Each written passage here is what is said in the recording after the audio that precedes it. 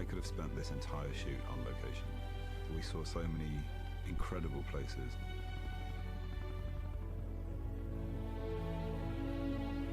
I know I'm a Kiwi, but I have to say I cannot imagine making these films anywhere but this country. Amazing. Wherever we went, it was an extraordinary experience. And here we were, making a film. Go, go, go! A New Zealand film. The Hobbit.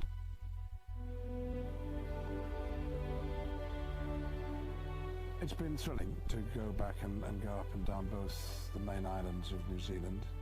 And we began in Hobbiton. When we first discovered the location, Hobbiton, back in 1998, there were 3 geographical things that made us choose it as Hobbiton. We need a distinctive tree set in rolling hillside, ideally with a little lake and a hill behind the tree rising up to give us the position of being. It looked like Hobbiton. You know, it just looked like a place where people actually lived and people worked. The highlights have definitely been watching Hobbiton from the air, which is something that I don't think was really done on Lord of the Rings. Seeing it like this kind of living model village is just extraordinary. The original Hobbiton set was built out of polystyrene, and even though we had to take it away, which I thought it was a shame, it actually wouldn't have survived. Of course, doing The Hobbit now, it gave us the ability to rebuild Hobbiton out of permanent materials. And it's been made to last out of materials that aren't going to deteriorate, and we can carry on showing people what's involved in making a movie. People who've seen the films can go and relive them by actually knocking on Bilbo's door. Or you can just look and see there's no having to finish the illusion. It's just here.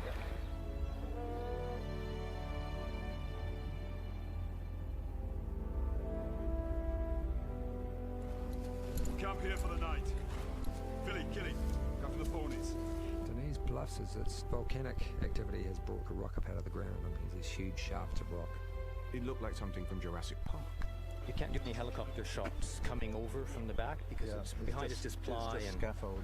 But it'll all come out, I think, in a couple of weeks. And then there's going to be a permanent one put in place for as a tourist attraction. The beautiful rock formations, cliffs, and then down, down, down into the most incredible bush. It seemed ancient. There were lots of moss on all the great rocks. It seemed incredibly old. It's a lot of native bush in that area. It's a stunning location.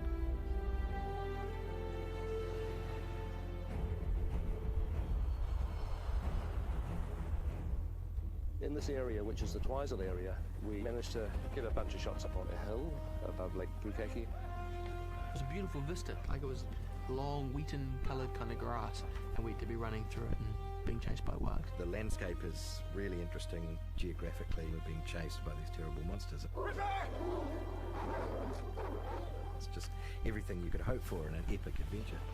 I took a photo that I sent to some friends. Dwarves on vacation. And they refused to believe that this was an actual photograph, that I hadn't photoshopped it, that place doesn't exist. And I was standing in. Here we are at base camp, ready for the big push to Rangi, Mount Cook. Behind us here is Mount Cook, which is New Zealand's highest mountain. It's where Sir Edmund Hillary trained to climb Mount Everest. It's a little less than half the height of Everest, so he basically had to climb Mount Cook twice, and he sort of had practice for Everest, basically. Very, very beautiful, huge open spaces. Lovely wildflowers, I remember, go along all the roads, like just all kind of colours. We hit it at this time of year where these incredible variety of shades of purple lupins just, springing up everywhere. Nearly everyone on the crew has said it was like doing a recce.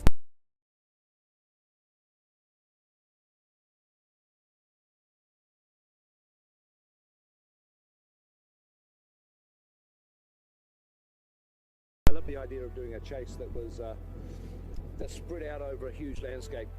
This is glorious about this place is you can do 360 degrees. There's not a satellite dish in sight.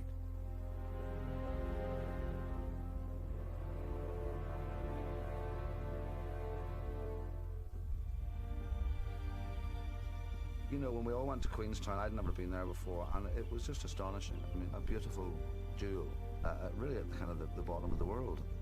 Queenstown, a famous